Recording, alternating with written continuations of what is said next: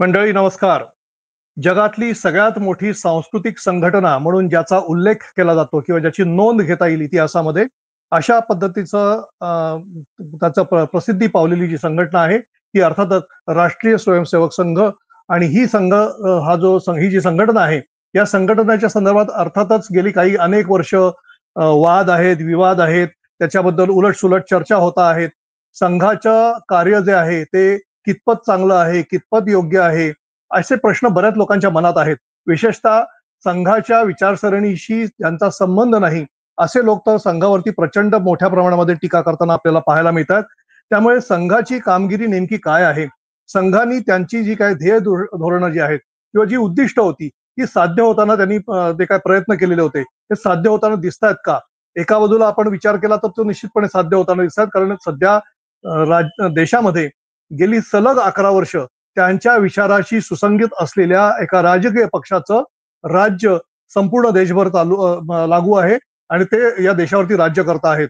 आता संघाची जी कामगिरी आहे, ही सगळी संघाची कामगिरी आपण काही थोड्या वेळामध्ये तर त्याचा लेखाजोखा मांडू शकत नाही. परंतु ती कामगिरी नेमकी कशी आहे, या संदर्भामध्ये काही प्रमाणात का होईना आपण निश्चितपणे जाणून घेण्याचा प्रयत्न करणार आहोत. आणि त्यासाठी संघाची कामगिरी अत्यंत जवळून पाहणारे, गेली अनेक वर्ष त्याचा अभ्यास करणारे ज्येष्ठ राजकीय विश्लेषक नितीन केळकर सर आज आपल्या सोबत आहेत. आपण त्यांचं स्वागत करूया. केळकर सर नमस्कार. नमस्कार. केळकर सर हा हा केळकर सर, आपण जेव्हा संघाच्या कामगिरीकडे पाहतो आहोत, त्याच्या एकंदरीत राजकीय जडणघडणीकडे पाहतो आहोत. कारण संघ म्हटलं तर सांस्कृतिक संघटना आहे, त्याचा राजकारणाशी काडी मात्र संबंध नाही असं संघाने वारंवार सांगितलेलं आहे. मात्र त्यांच्या विचाराची सुसंगत असलेल्या लोकांना त्यांनी राजकारणामध्ये पुढे केलेलं आहे आणि त्यांच्या पाठून ते राजकारण करत असतात, अशा पद्धतीचा एक मोठा आरोप संघावरती आहे. पण आपण जर त्याबरोबर संघाची जी इतर कामं जी आहेत, समाजसेवेची जी कामं आहेत, ही पण मोठ्या प्रमाणामध्ये आपल्याला पाहायला मिळालेली आहेत.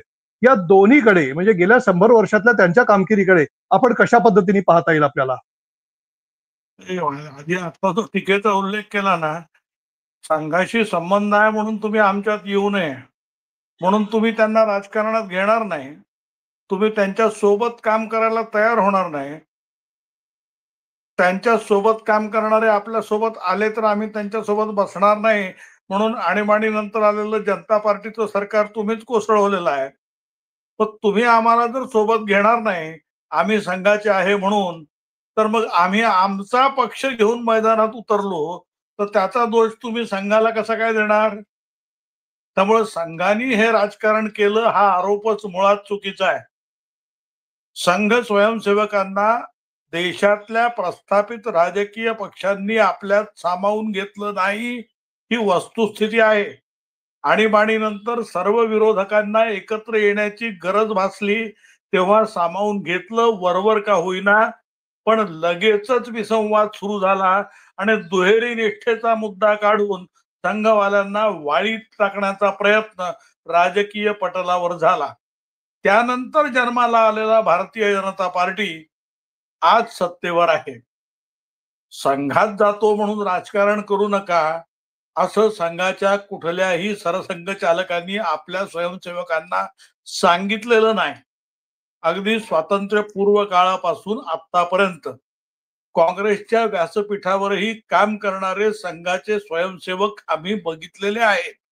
स्वातंत्र्य चळवळीत सहभागी झालेले, ती संपूर्ण चळवळ काँग्रेसच्याच नेतृत्वाखाली होती, त्यात सहभागी झालेली मंडळी पण आपण बघितलेली आहे. त्यानंतर हैदराबाद मुक्ती संग्रामामध्ये संघाचं योगदान काय होतं तेही सगळ्यांनी बघितलंय. गोवा मुक्ती चळवळीत काय योगदान होतं तेही बघितलेलं आहे. मुळात संघ जी उद्दिष्ट डोळ्यासमोर ठेवून स्थापन झाला होता, त्याचा राजकारणाशी काडी मात्र संबंध नव्हता आणि आजही नाही. याचा अर्थ स्वयंसेवकांनी राजकारण करू नये असा होत नाही. आणि माझ्या विचारांचा माणूस जर राजकारण करत असेल तर त्याच्या पाठीशी उभं राहणं हे एक माणूस म्हणूनही माझं काम आहे ना. मग संघ आपल्या विचाराच्या मंडळींच्या पाठीशी उभा राहिला तर त्यात संघाचं चुकलं कुठे? अजिबात चुकलेलं नाही. संघाची उद्दिष्ट ध्येय वेगळी आहेत. सत्ता स्थापन होऊन 11 वर्ष पूर्ण झाली, म्हणून ती साध्य झाली असं म्हणता येत नाही. सत्ता पुढची 40-50 वर्ष राहिली तरीही ती साध्य होतील की नाही अशी शंका आहे. अशी या देशातली परिस्थिती आहे. त्यामुळे संघाची गरज आणि संघाच्या उद्दिष्ट पूर्तीसाठी झटणारी माणसं यांची गरज आज शताब्दी वर्षात मुळीच संपलेली नाही. शताब्दी वर्षाचं औचित्य साधून अधिक जोमानं त्या दिशेनं काम करण्याची आवश्यकता आहे. मुळातच संघाची ध्येय धोरणं आणि त्याची उद्दिष्ट जी आहेत ही आपल्यापैकी बऱ्याच लोकांना आता आपण हा व्हिडिओ अर्थातच नवीन पिढीकडे पण जाणार आहे, काही जुन्या पिढी लोकांकडूनही पाहायला जाणार आहे.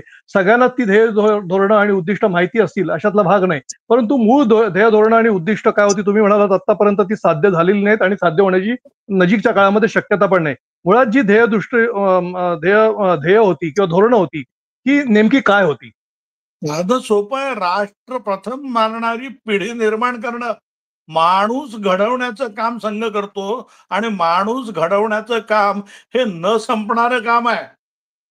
बदलणारी पिढी आहे, येणारी पिढी आहे, बदलणारं वातावरण आहे, बदलणाऱ्या समस्या आहे, बदलणारं पर्यावरण आहे, सामाजिक वातावरण आहे, आर्थिक परिस्थिती आहे, अनेक गोष्टी आहेत. त्या सगळ्यांचे परिणाम मानवी जीवनावर होत असतात, आपल्या स्वभावावर, आपल्या वर्तणुकीवर होत असतात. त्या सगळ्यांना सामावून घेत आपल्या कार्यपद्धतीत त्यानुसार अनुषंगिक बदल करून आपल्याला अपेक्षित अशी राष्ट्रभक्त नागरिकांची फौज उभी करणं हे संघाचं उद्दिष्ट आहे. इथे पुन्हा मी फौज म्हटलं म्हणून संघावर हिंसेचा आरोप करू नका. मी या मुद्द्यावरून पुन्हा एक उपप्रश्न मला विचारायचा आहे आणि तो स्वाभाविक आहे. संघाचा संबंध गांधी हत्येशी जोडला जातो, म्हणून संघावरती वल्लभभाई पटेल यांनी बंदी घातली होती अशा पद्धतीचा एक आरोप केला जातो. आणि त्याच्या पलीकडे जाऊन संघाची जो काय विचारसरणी आहे ही कायम हिंसकच राहिलेली आहे अशा पद्धतीचा एक प्रचार काँग्रेसच्या लोकांकडून केला जातो. अर्थात हा किती खरा आहे किती खोटा आहे हे आपल्याला म्हणजे हे सर्वसामान्य माणसाला माहित नसतं. आपण या संदर्भामध्ये काही प्रकाश टाकू शकता का? गांधी हत्येबाबतचा मुद्दा न्यायालयात कधीच निकालात लागलेला आहे. त्यानंतरची बंदीही उठलेली आहे. त्यानंतर संघाच्या व्यासपीठावर अनेक गांधीवादी मंडळीही येऊन गेलेली आहेत. हा एक मुद्दा जर सोडला गांधी हत्येच्या संदर्भातला जो संघावर आरोप झाला तो नंतर खोटा ठरला, तो नंतरच्या आयोगांनीही खोटा ठरवला, तो न्यायालयानेही खोटा ठरवला. त्यात संघाचा हात कुठेही कोणालाही सापडला नाही. तरी सुद्धा तो एकच मुद्दा आपण अजून किती वर्ष घेऊन बसणार आहोत? तो एक मुद्दा सोडला तर देशातल्या दंगलींमध्ये स्वयंसेवकाचा हात होता, संघाचा हात होता असं कुठं दाखवलेलं दुसरं उदाहरण चर्चेत आहे का? बरोबर आहे. आपण 100 वर्षात बरोबर आहे. तुमच्या या संदर्भामध्ये ज्यांना प्रतिवाद करायचा असतील ते निश्चितपणे करू शकतात. मात्र आपण थोडासा पुढच्या प्रश्नाकडे जाऊया. मगाशी आपण विषय केला की आमच्या विचारांचे जे लोक आहेत त्यांना पाठिंबा देण्याचं काम संघ करतं आणि त्यांनी म्हणजे त्यांच्या विचारांशी संबंधित लोकांचा एक पक्ष स्थापन केला. पूर्वी त्याचं नाव भारतीय जनसंघ होतं, आता त्याचं नाव भारतीय जनता पार्टी असं आहे. मग संघातलेच बरेच लोक पक्षामध्ये येतात, पक्षातले पुन्हा काही लोक संघामध्ये जातात. मग संघ राजकारणापासून स्वतःला वेगळा ठेवू शकला आहे का किंवा ठेवू शकतोय का? संघ केवळ राजकीय क्षेत्रात नव्हे, समाजात आपल्याला समाज घडवायचा आहे म्हटल्यानंतर ही समाजाची सगळी अंग आहेत. राजकारण हे त्यातलं एक अंग आहे, एक आयाम आहे संघाच्या दृष्टिकोनात. केवळ त्या एकाच आयामामध्ये ते काम करत नाहीत. तुम्ही सामाजिक जीवनातलं कुठलंही क्षेत्र घ्या, त्या क्षेत्रात संघ विचाराच्या माणसांची संघटना अस्तित्वात आहे. ती पूर्णपणे आपल्या विचारांना वाहिलेली, त्या विचारांशी एकनिष्ठ राहून त्या क्षेत्रात काम करते. त्यांच्याही पाठीशी संघ उभा राहतो. माझा विचार पुढे घेऊन जाणारी जी संघटना आहे, मग ती कुठल्याही क्षेत्रात असो, ती भारतीय मजदूर संघ म्हणून श्रमजीवींच्या क्षेत्रामध्ये काम करणारी संघटना असो, ती समरसता मंच सारखी दीनदलितांना सोबत घेऊन जाणारी संघटना असो, ती संस्कार भारतीसाठी संस्कारी पिढी निर्माण व्हावी याच्यासाठी कार्य करणारी संघटना असो, ती अखिल भारतीय विद्यार्थी परिषद या नावाची विद्यार्थी जीवनातच माणूस घडवण्याचा प्रयत्न करणारी संघटना असो, अर्थात माणूस घडवण्याचा प्रयत्न संघाच्या दृष्टिकोनात. तुम्ही पुन्हा म्हणाल की हे काय घडवतात, हे घडवत नाहीत, हे बिघडवतात. तुमचा दृष्टिकोन आहे. संघाने तुम्हाला अडवलंय का तुमच्या विचारांचा प्रचार प्रसार करण्याकरता? तुम्ही का अडवताय त्यांना? बाहेर बसून संघावर टीका करणं खूप सोपं आहे. तुम्हाला कुठल्याही गोष्टीवर टीका करायची असेल तर मुळात आत येऊन बघा की काय चाललंय. एक घेऊन बसला तेव्हापासून आणि गांधी हत्येपासून तर त्याला आणखीन जोर लावून की ब्राह्मणांची संघटना आहे म्हणून. यालाच जोडून एक उपप्रश्न आहे की तुम्ही म्हणताय की आतमध्ये येऊन तर बघा काय चाललं आहे. तर बाहेरच्यांचं ज्यांचे जे टीकाकार आहेत त्यांचं म्हणणं असं आहे की ते त्या कडी कुलपामध्ये म्हणजे कडेकोट बंदोबस्तामध्ये असतात. त्यांनी स्वतःभोवती एक भिंत बांधून घेतलेली आहे आणि ते बाहेरच्यांना त्याच्यामध्ये प्रवेशच करू देत नाही. त्यांच्या लोकांची चालवलेली संघटना आहे, अशा पद्धतीचा पण एक आरोप होतो.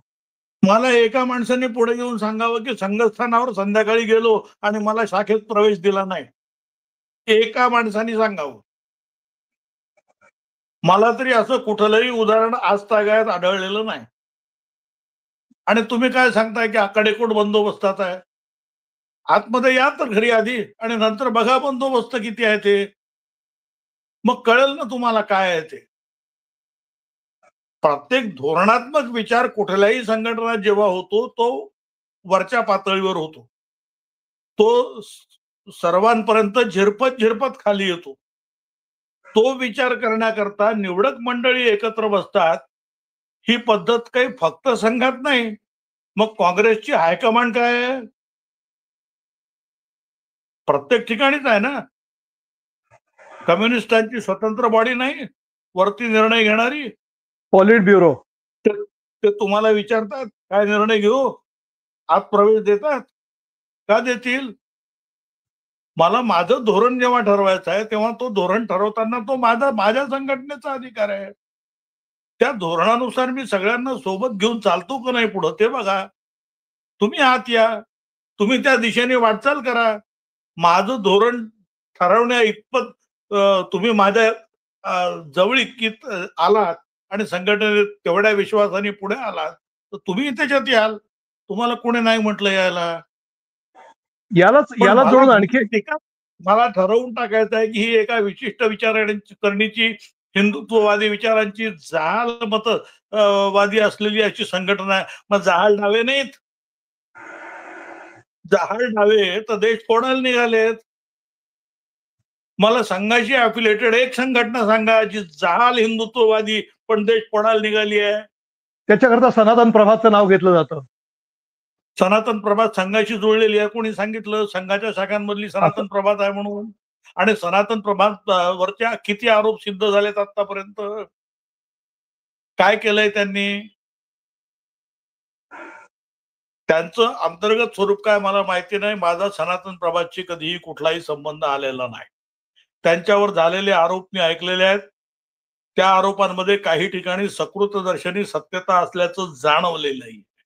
पण अशा स्वरूपाच्या संघटनांना संघ बळ देतं असं कुठलं पुराव्यानिशी कोण सांगू शकताय?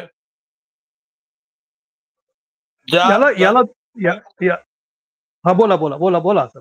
अगदी उघडपणे नक्षलवाद्यांना पाठबळ डाव्या चळवळी करणं मिळतं. जे या देशाचे तुकडे करायला बसलेले आहेत. रक्तरंजित क्रांतीशिवाय बदल घडून येणार नाही ही ज्यांची ठाम भूमिका आहे. त्यांना जर तुम्ही पाठीशी घालत असाल तर खरं म्हणजे वाळीत तुम्हाला टाकायला पाहिजे ना. कडवे अतिरेकी कुठे नसतात. जसे उजवीकडे असतात तसे डावीकडेही असतात. मी असं म्हणत नाही की उजवीकडे कडवे नाहीत. पण कडव्यांची अशी संघटना उभी केलेली नाही संघाने की जी या देशाचे कायदे मानत नाही. ते मोडीत काढते आणि हिंसक आंदोलन हेच उद्दिष्ट ठेवून काम करते.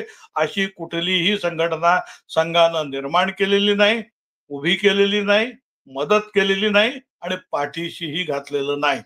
डाव्या बाजूनी तसं होताना दिसत नाही.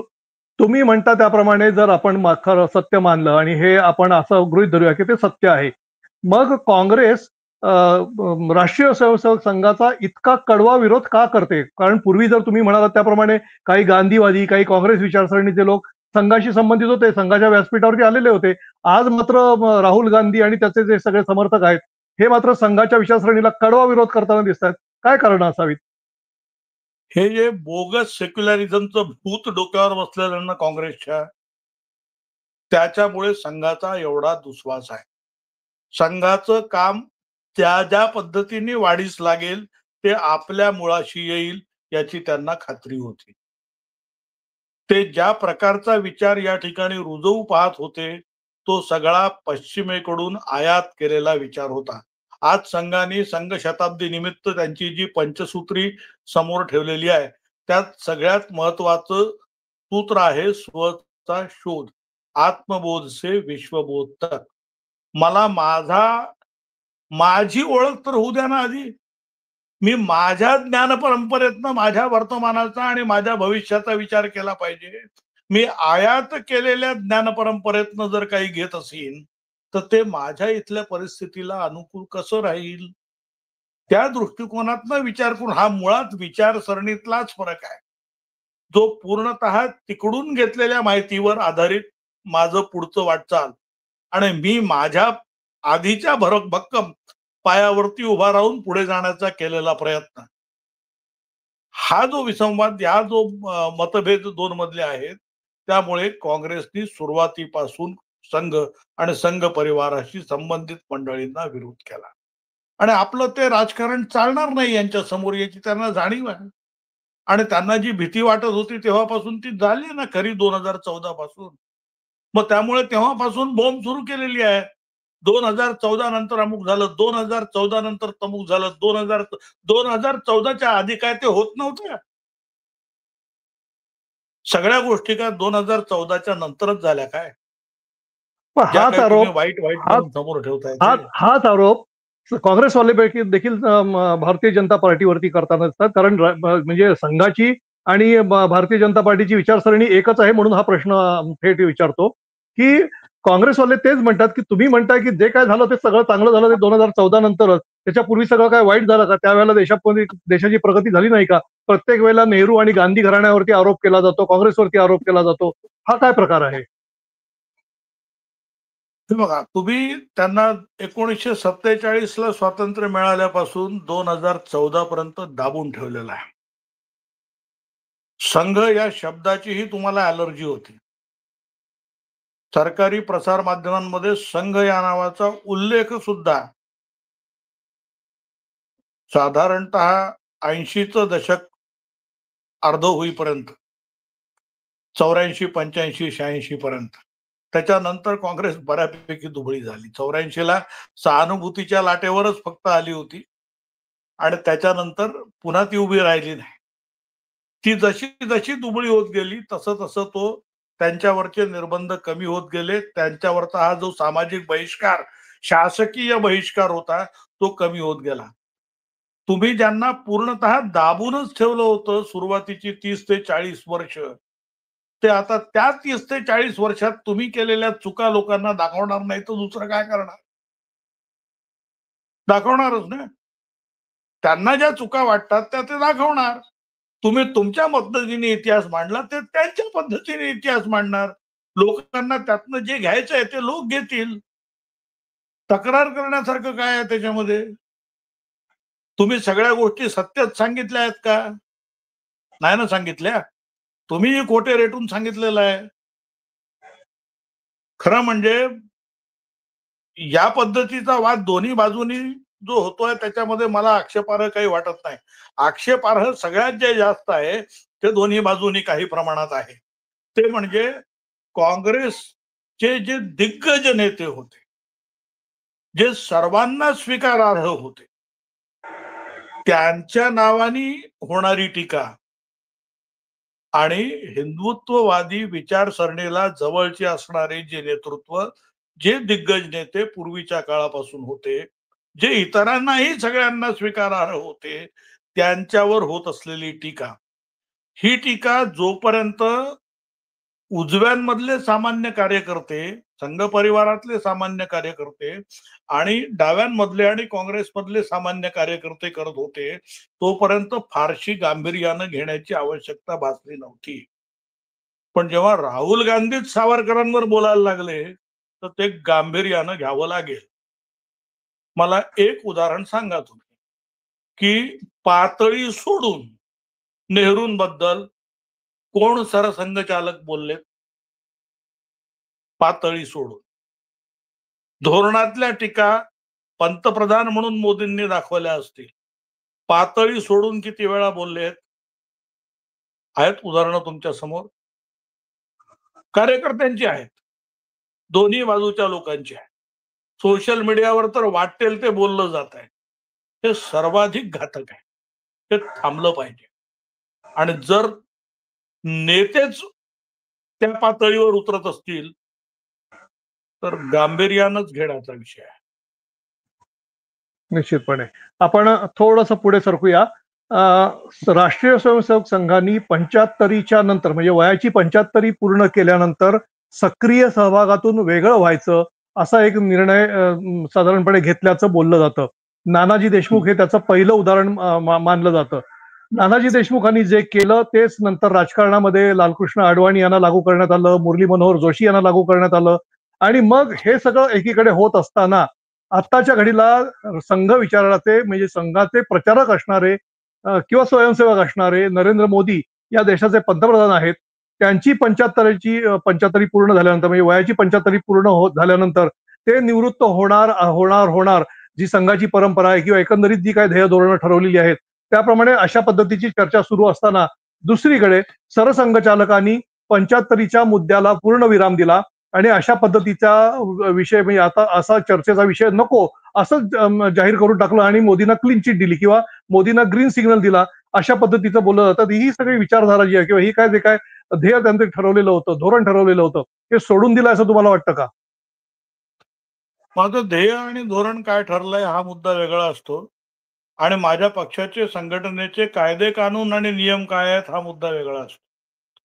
मला आदर्श परिस्थितीत निश्चितपणे असं वाटतं, माझा पक्ष म्हणून, माझी संघटना म्हणून किंवा व्यक्ती म्हणून, की कुठल्याही व्यक्तीने वयाची साधारणतः 75 झाल्यानंतर आपल्या पदाचा त्याग करावा आणि नवीन मंडळींना संधी द्यावी.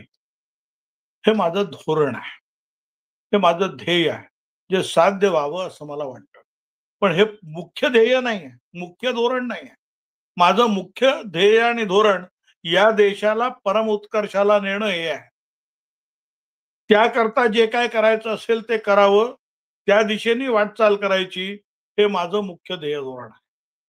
आता मला या परिस्थितीमध्ये 75 मध्ये निवृत्त व्हावं, हे धोरण असतानाही जर एखाद्या व्यक्तीने 75 नंतर कामात राहायला हवं असं वाटत असेल, जे आपल्या मुख्य ध्येयपूर्तीसाठी आवश्यक आहे असं वाटत असेल, त्याकरता ती व्यक्तीही मानसिक आणि शारीरिक दृष्ट्या सक्षम असेल आणि करायला तयार असेल, तर त्याला सक्तीने सेवानिवृत्त करण्याचा कुठलाही कायदा माझ्या इथे नाही. आज एकटे मोदी नाहीत, मोहनजी भागवत पण 75 वर्षांचे झाले आहेत. तेही सरसंघचालक पदावरनं निवृत्त झालेले नाहीत. आणि नरेंद्र मोदीही पंतप्रधान पदावरनं निवृत्त झालेले नाहीत. आजही आजच्या क्षणाला संघामध्ये अनेक लोकांची ही भावना आहे, की नाही नाही मग आपलं धोरण आहे 75व्या वर्षी झालं पाहिजे. त्यामुळे हो त्यांनी ही निवृत्ती स्वीकारली पाहिजे असं म्हणणारे अनेक संघ स्वयंसेवकही आज भेटतील. मग हा नियम या लालकृष्ण अडवाणी मग हा नियम लालकृष्ण अडवाणी आणि मुरली मनोहर जोशी यांना का लागू करण्यात आला? ते काय सक्षम नव्हते? लालकृष्ण कोण? लालकृष्ण लालकृष्ण अडवाणी आणि अडवाणी आणि मुरली मनोहर जोशी यांच्या काळात ज्या पद्धतीने भारतीय जनता पार्टीची वाटचाल सुरू होती, तिला गती देण्याकरता नवीन आक्रमक नेतृत्वाची आवश्यकता. तुम्ही म्हणालात ना पुन्हा हायकमांड वरती विचार करतं त्याच्यात आम्हाला घेत नाही. तिथे विचार झालेला असू शकतो आणि तो विचार त्यांच्यापर्यंत कन्व्हे केल्याशिवाय, त्यांना सांगितल्याशिवाय झालेला नाही. आतमध्ये अडवाणींशी आणि मुरली मनोहर जोशींशी संघातल्या किंवा भाजपातल्या श्रेष्ठींचं काय बोलणं झालं हे काय तुम्हाला कानात सांगायला आले ते नाही ना. त्यांचा आपसात झालाय, ते शांत आहे.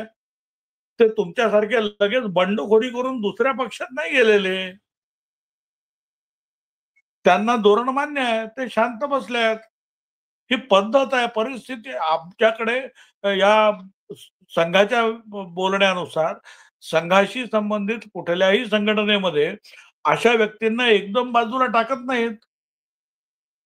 ते जरी निवृत्त झाले असले तरी त्यांची पूर्ण जबाबदारी संघटना घेते आणि संघटनेचे मार्गदर्शक म्हणून ते तहयात कार्यरत असतात. तसेही ते आहेत. कुठल्याही संघटनेत ही संघाच्या व्यवस्था आहे.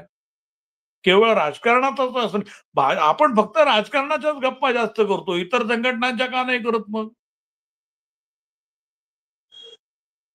मग नरेंद्र मोदींना आता विवेकानंद स्मारकासाठी माझे वारसदार म्हणून बघितलेलं होतं एकनाथजी रानडेंनी. सक्तीच करायला पाहिजे होती ना. एकनाथजी रानडे नंतर मोदींना तिकडेच घेऊन गेले असते, पंतप्रधानच नसते झाले. पण कोण माणूस कुठे अधिक उपयुक्त आहे, त्याची उपयुक्तता काय आहे याचा विचार करणार नाही का आपण? आणि त्याला ती जबाबदारी देणार नाही का? प्रत्येक पक्ष देईल. तुम्हाला नसतील पटत विचार, पण आम्हाला पटतायत तर त्याचं काय? आम्हाला म्हणजे मला नव्हे. हे मी संघ बोलतोय म्हणून बोलतोय.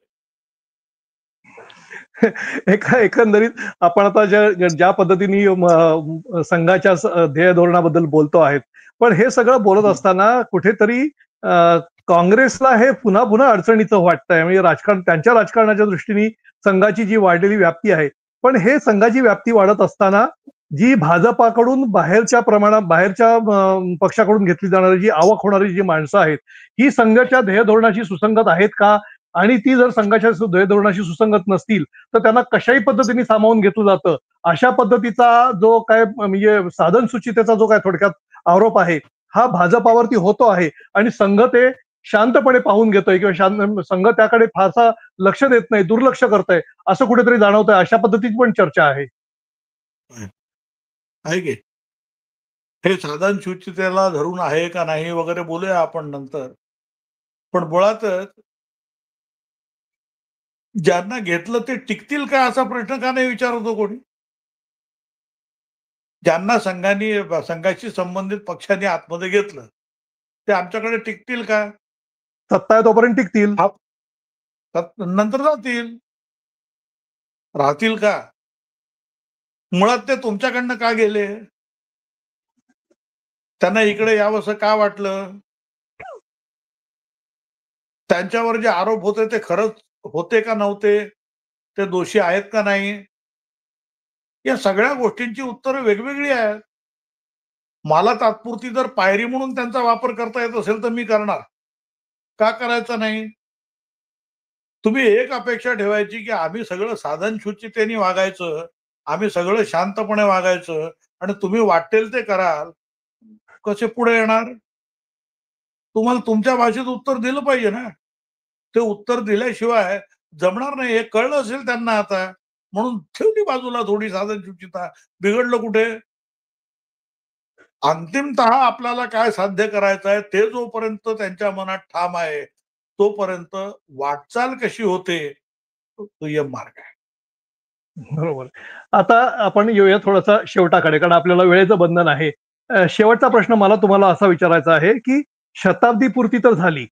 आता संघाचं साधारणपणे जे काही सध्याचं स्वरूप आहे, तुम्ही त्याचा खरं तर उल्लेख सुरुवातीलाच असा स्पष्ट करून टाकलेला आहे. शताब्दी पूर्तीच्या नंतर संघाच्या स्वरूपामध्ये काही बदल होणं अपेक्षित वाटतंय का? संघाची वाटचाल कोणत्या दृष्टीने होईल? कारण आत्ताच्या घडीला जे काही दिसतंय म्हणजे सामाजिक समरसता मंचचा जो काय एकंदरीत त्यांनी जो काय पसारा मांडला होता, त्याचाच एक भाग म्हणून या देशाचे सर्वोच्च न्यायाधीश जे आहेत, सरन्यायाधीश जे आहेत, त्यांच्या मातोश्रींना संघाच्या कार्यक्रमाला बोलवण्याचा एक विषय समोर आलेला आहे आणि त्याच्या निमित्ताने बरीच चर्चा झालेली आहे, राळ उठलेली आहे. सुरुवातीला त्यांनी ते नाकारलेलं आहे, आता पुन्हा त्या येणार आहेत कार्यक्रमाला असं म्हटलं जात आहे. म्हणजे एकंदरीतच संघाचं स्वरूप हे बदलतं आहे किंवा याचं म्हणजे हा मूळ जे स्वरूप आहे याच्यामध्ये काही बदल होताना आपल्याला दिसतात का? आणि ही बदल होण्याची शक्यता कितपत आहे? संघाचं मूळ स्वरूप हेच होतं, असंच आहे आणि असंच राहील. ते बामणांची संघटना म्हणून जी टीका काँग्रेसवाल्यांनी सातत्याने केली मुळात ती चुकीची आहे, हे आधी लक्षात घ्या. आज आपण खूप चर्चा करतोय न्यायमूर्ती गवईंच्या मातोश्रींना बोलवल्याची, मग दादासाहेब गवई पण येऊन गेलेत संघाच्या त्याच कार्यक्रमाला. काय अडचण झाली होती? संघाच्या शाखेत किती जातींची माणसं आहे विचारायला कोणी कधी आलं होतं? कोणी सांगितलं फक्त ब्राह्मणांची संघटना आहे? संघाच्या कुठल्याही संघटनेतल्या पदाधिकाऱ्यांची नावं घेऊन बघा, त्याच्यामध्ये किती जातींचे आणि किती त्याचे लोक आहेत. काय मिळत नाहीत कुठं?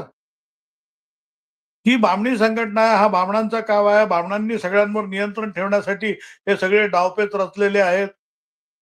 असतील जाती द्वेष करणारे, अत्याचार करणारे ब्राह्मण अस्तित्वात असतील अजूनही आज. ते का फक्त संघात आहेत? काँग्रेसमध्ये आहेत? कम्युनिस्टांमध्ये नाहीत? मी तर ब्राह्मण भोजनाला जाऊन जेवण करणारा रिपब्लिकन पक्षाचा ब्राह्मण नेताही बघितलाय. ज्या पंक्तीमध्ये 4 वर्णांच्या 4 स्वतंत्र पंक्ती बसलेल्या होत्या त्या बघितल्या आहेत मी. आणि त्यात रिपब्लिकन पक्षाचा हा नेता ब्राह्मण भोजनाला ब्राह्मणांच्या पंक्तीत बसलेलाही बघितलाय. या वृत्तीची माणसं सगळीकडे आहेत, ती काय एकाच ठिकाणी आहेत? म्हणून केवळ टीका करायची? संघाच्या शाखेत येणारी माणसं, संघाच्या विविध संघटनांमध्ये काम करणारी माणसं, ती सगळी वेगवेगळ्या जात्यांच्या, त्यांना कधीतरी कोणीतरी तिथे कोणी जात विचारलेली दिसली तुम्हाला? येऊन बघितलंय का तुम्ही? मग का काम करतात हो हे? इतर वेगवेगळ्या जातीतली मंडळी पूर्ण वेळ कार्यकर्ते म्हणून संघात प्रचारक म्हणून कसे पुढे येतात? की त्यांना अक्कल नाही आहे? त्यांना कळत नाही भलं आपलं? ज्या लोकांना आपलं, आपल्या देशाचं, आपल्या समाजाचं भलं कळतं ते येतात. तुम्हाला विचार पटत नसेल, डाव्या विचारसरणीचे असाल, तिथे तर प्रामाणिकपणे काम करताय का? आज परिस्थिती अशी आहे की वैचारिक मतभेद डावे किंवा उजवे कोणाचेही असले तरी सुद्धा तुम्ही सामावून घेऊ शकता का नाही? एका आमच्या सर्वधर्म समभावी मित्रांनी परवा फोनवर बोलताना मला म्हणला, मी काय चाललंय सध्या? बरं चाललंय काय? अहो उत्तम चाललंय. काय आता सध्या गणपती आहे, आरती बिरती सगळीकडे जाणं येणं असेल. म्हटलं बाबा रे तुला ठाऊक आहे ना, मी कधी कुठल्या मंदिरात दर्शनाला गेलेलो नाही आजतागायत. नाही नाही, हिंदुत्ववादी आहे ना. म्हटलं हिंदुत्व ही माझी भौगोलिक ओळख आहे. मी हिंदुत्ववादी म्हणजे धार्मिक आहे असं तुला कोणी सांगितलं? हा सिंधू सिंधू पर्यंत यस्य भारत भूमिका पितृभू पुण्यभूश्चैव सवय हिंदू रीती स्मृता. सगळ्यांना हिंदू मानून चालतो. हिंदू ही माझी भौगोलिक ओळख आहे, धार्मिक ओळख नाही आहे. संघही हीच व्याख्या घेऊन हिंदूंना पुढे नेतोय की आमची हिंदुत्वाची व्याख्या आहे. तुम्हाला पटत नसेल तुम्ही तुमची सांगा आणि तुमच्या व्याख्येनुसार काम करा. अडवलं कोणी आहे तुम्हाला? पण आपण नेमकं काही करायचंच नाही ठराविक एका दिशेने. सामाजिक आणि सांस्कृतिक क्षेत्रात काम करणाऱ्या संघटना डाव्यांच्याही होत्या. राष्ट्र सेवा दल कुठे आहे आज? संघाच्या बरोबरीचीच संघटना आहे. संघाच्या धर्तीवरच स्थापन झालेल्या काँग्रेस सेवा दलाचं नामोनिशाण दिसतंय कुठे? सांस्कृतिक सामाजिक क्षेत्रात कार्य करणाऱ्या संस्था आणि संघटना आहे, का मागे पडल्या? याचा गांभीर्याने विचार त्यांनी करण्याची अधिक आवश्यकता आहे. संघाने शताब्दी साजरी करत जोमानं पुढची वाटचाल करताना आता या वळणावरती आपलं कुठे चुकतंय का याचाही विचार मात्र निश्चितपणे करायला पाहिजे आणि त्या धन्यवाद. चुका टाळण्याचा प्रयत्न करून आपल्या ध्येयाकडे वाटचाल करायला पाहिजे. या नोटवरती आपण आत्ताच्या घडीला निरोप घेऊया. संघांनी आपल्या चुका टाळल्या पाहिजेत. संघाच्या चुका होत नाहीत का? तर 100% होतात. परंतु त्या चुका कुठच्या दृष्टीने आहेत याचा पण त्यांनी विचार करायला हवा. आणि टीकाकारांना योग्य उत्तर देत असताना त्यांनी आपल्यावरती होणाऱ्या टीकेच्या माध्यमातून त्यातून जे काय बोध घेण्यासारखं आहे ते घ्यावं आणि त्यातून बाहेर पडावं. अर्थात प्रत्येक भारतीयाच्या मनामध्ये असणारी जी काय भावना आहे, म्हणजे मी आधी भारतीय आहे आणि मग मी स्वतःकडे पाहायला हवं, ही संघाची जी काही भूमिका आहे, त्याच दृष्टिकोनातून या भारतामध्ये जो धर्म अस्तित्वात आला त्या प्रत्येकाचा मूळ या ठिकाणी आहे, या देशामध्ये आहे, त्या आपलं मानणारा अशी संघाची भूमिका आहे. ही भूमिका किती लोकांना मान्य होते, किती लोकांना मान्य होत नाही, हा चर्चेचा जरी भाग असला तरी सुद्धा आज जे ध्येय धोरण उद्दिष्ट समोर ठेवून ही संघटना आपल्या वयाची शंभरी पूर्ण करते आहे. ही शंभरी पूर्ण करत असतानाच ती अधिकाधिक जोमाने वाढते आहे, याकडे दुर्लक्ष करून चालणार नाहीये. आणि त्यामुळेच या संघाच्या शतकोत्तर कामगिरी करता आपण त्यांना शुभेच्छा देऊया. त्यांचं जे काही कार्यकाल चांगलं कार्य झालेलं आहे, विधायक कार्य चाललेलं आहे, या गोष्टी करता आपण त्यांना शुभेच्छा देऊया आणि त्यांचं हे कार्य अधिक उत्तरोत्तर प्रगती करो आणि त्यांना या गोष्टीला अधिकाधिक यश मिळो, त्यांची प्रगती साधो, अशीच इच्छा व्यक्त करूया. त्याचबरोबर संघावरती टीका करणाऱ्या लोकांना संघ समजून घेण्याकरता प्रयत्न करण्याची सदिच्छा देऊया किंवा त्यांना तशी इच्छा होईल अशी अपेक्षा व्यक्त करूया. मी स्वतः देखील संघाशी संबंधित असलेली व्यक्ती नाही, हे पुन्हा एकदा नमूद करू इच्छितो. मात्र संघाने केलेली जी कामगिरी आहे ती कशा पद्धतीची कामगिरी आहे ती अधिक थोडासा विस्तृतपणे मांडण्याचा प्रयत्न या छोट्याशा मुलाखतीतून करण्याचा प्रयत्न करण्यात आलेला आहे. ही मुलाखत तुम्हाला कशी वाटली हे आम्हाला आमच्या कमेंट सेक्शन मध्ये जाऊन निश्चितपणे सांगा. आमचा व्हिडिओ लाईक करा, तो शेअर करा आणि आमचं चॅनल सबस्क्राईब करायला अजिबात विसरू नका. धन्यवाद.